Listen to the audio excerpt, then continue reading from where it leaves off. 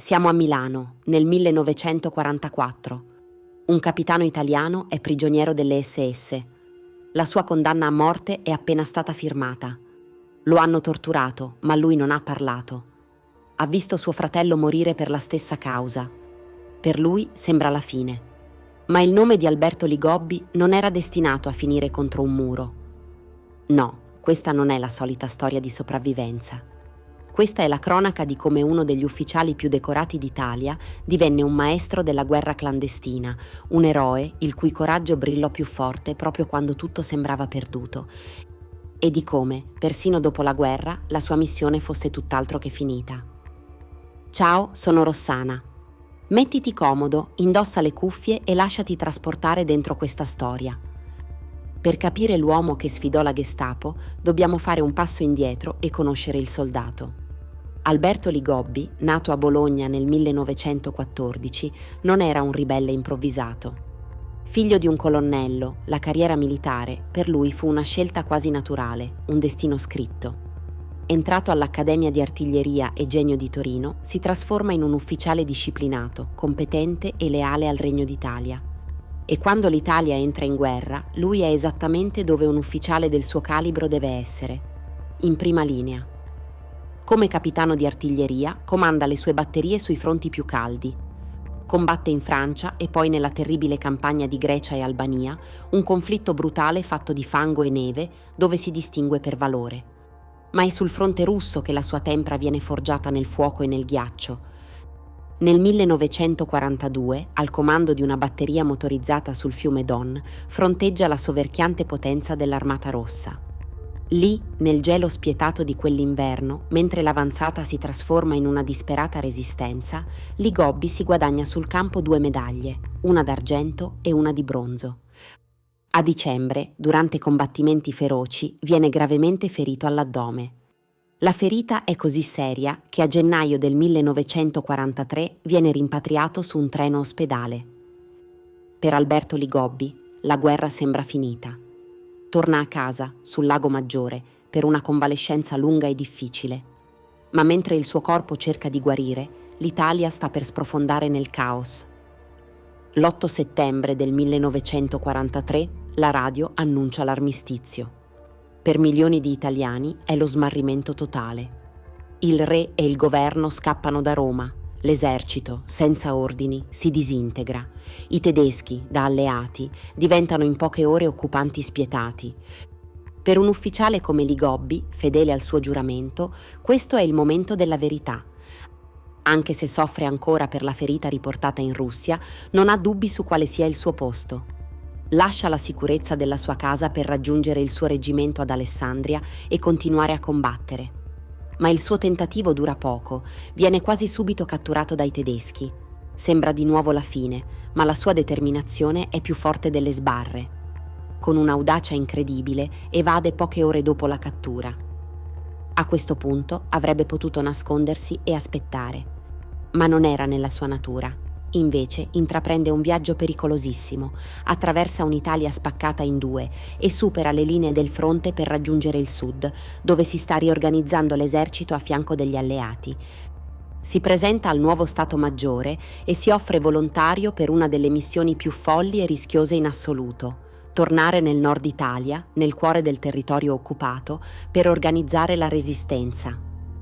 Viene mandato in una base segreta in Nord Africa per un corso accelerato da paracadutista e radiotelegrafista.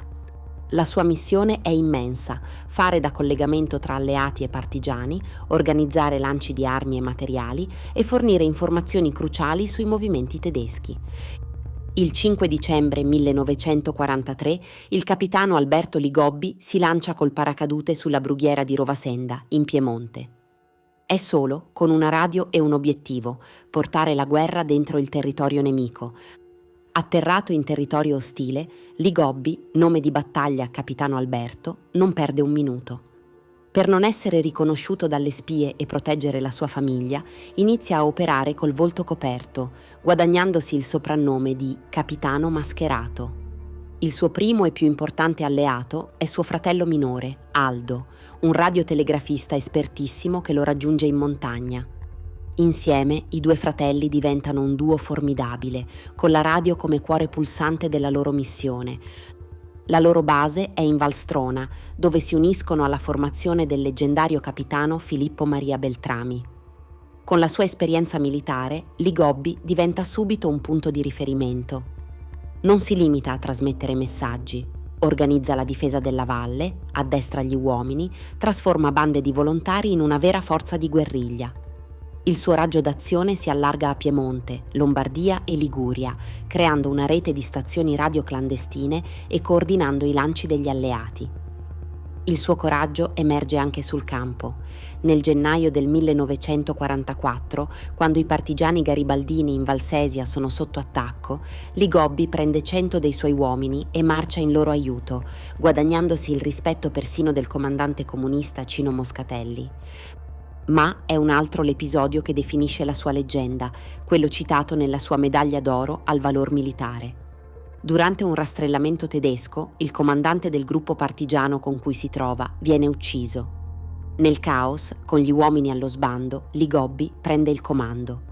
Riunisce i superstiti e con una serie di azioni rapide e brillanti rompe l'accerchiamento e li porta in salvo. In pochi mesi, il capitano mascherato diventa un mito, un ufficiale capace di unire la disciplina militare alla guerriglia, temuto dai nemici e rispettato da tutti i partigiani. Nella primavera del 1944 la violenza si intensifica. La resistenza è più audace, la repressione nazifascista più brutale. Per un uomo come Ligobbi, il pericolo è una costante. Il 31 marzo, a Genova, la fortuna sembra abbandonarlo. Quel giorno Alberto e suo fratello Aldo hanno un appuntamento segreto in via San Luca con i vertici della Resistenza. Ma è una trappola. Qualcuno li ha traditi. Le SS e la polizia fascista circondano l'edificio. Aldo, che ha con sé i codici cifrati con le mappe dei campi di lancio, tenta una fuga disperata per salvare quelle informazioni. Viene inseguito e ferito, ma prima di essere preso, con un ultimo incredibile sforzo, fa sparire i documenti. Alberto viene arrestato.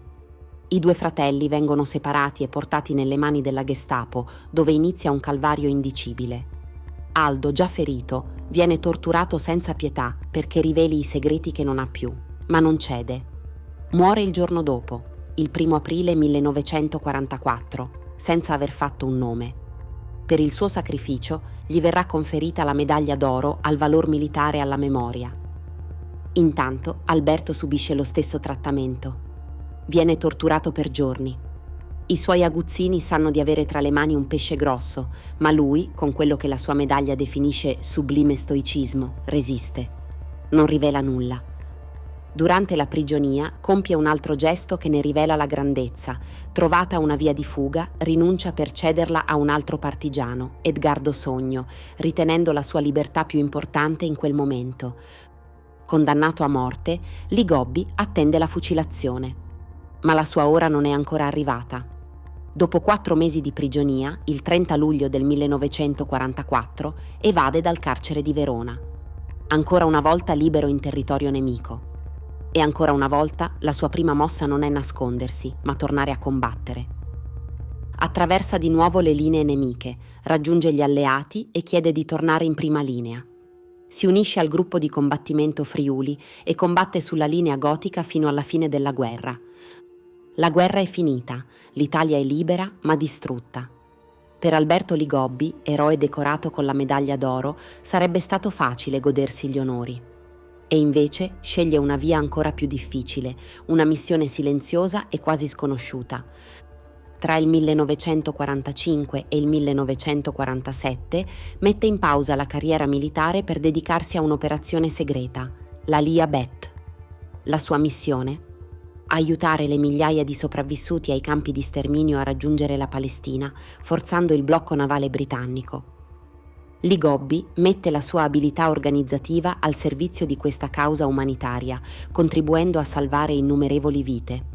Per questo suo impegno riceverà un'altissima onorificenza dallo Stato di Israele, un riconoscimento speciale per chi, come lui, ha aiutato il popolo ebraico dopo l'orrore della Shoah. Rientrato nell'esercito italiano, la sua carriera è folgorante. Passa dal comandare la brigata paracadutisti Folgore a essere addetto militare a Washington, fino a diventare rappresentante militare per l'Italia presso la NATO e comandante delle forze terrestri alleate del Sud Europa. Dalla guerra clandestina ai vertici dell'Alleanza Atlantica, un percorso incredibile che dimostra le sue straordinarie capacità. Raggiunge il grado massimo di generale di corpo d'armata prima di andare in pensione nel 1977. Neanche in pensione, però, si ferma. Collabora con il giornale di Indro Montanelli e si dedica a mantenere viva la memoria della Resistenza, perché capisce l'importanza di trasmettere i valori per cui lui e suo fratello Aldo avevano rischiato tutto. Alberto Ligobbi si è spento a Milano nel 2011, a quasi 97 anni. La sua vita attraversa un secolo di storia italiana, segnandola con un valore fuori dal comune. È stato soldato, spia, partigiano, condannato a morte, liberatore e costruttore di pace. Ha servito il suo paese in uniforme e in abiti civili, in guerra e in pace, rappresentandolo ai più alti livelli. La sua storia ci lascia con una domanda: da dove viene una forza simile? Cosa spinge un uomo a sacrificare tutto? Nel suo caso, la risposta non sta in un'ideologia politica, ma in un profondo senso del dovere, dell'onore e dell'amore per la propria patria. Il coraggio di Alberto Ligobbi ci ricorda una verità potentissima: anche nel buio più profondo, la scelta di una singola persona può riaccendere la fiamma della libertà. Se storie come questa ti appassionano e credi che non vadano dimenticate, lascia un like a questo video e iscriviti al canale. Il tuo supporto è fondamentale per continuare a raccontare il coraggio di chi ha costruito il nostro presente. Grazie per avermi seguito.